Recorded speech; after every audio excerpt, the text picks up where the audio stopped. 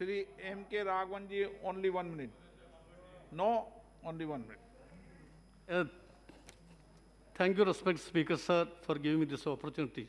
Sir, I rise on this occasion to strongly object the provisions of this bill moved by Honorable Minister. Sir, the bill neglects the historical contributions made by the cooperative sector to Indian banking.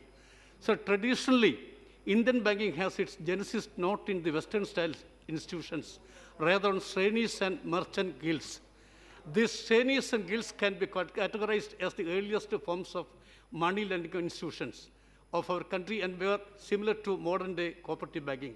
Sir, it is against the spirit of the cooperative federalism and Article 43B. So not only that, sir, the bill does grave injustice to many primary agricultural cooperative societies and credit societies by asking them to drop bank from their name.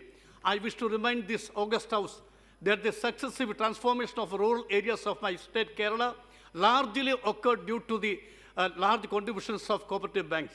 Sir, another thing, sir, I would like to say that Section 12 is highly controversial. It deals with the issue and regulation of paid-up share capital and securities by cooperative banks. By way of this section, the shares becomes transferable.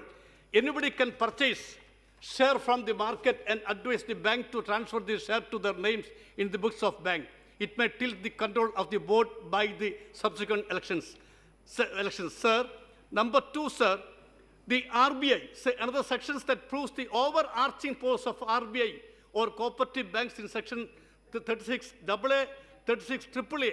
So I would like to say, Honorable Minister, sir, taking all such factors into account, before taking such a hasty decision, government should take into consideration the role being played by our rural banks in expense of rural credit.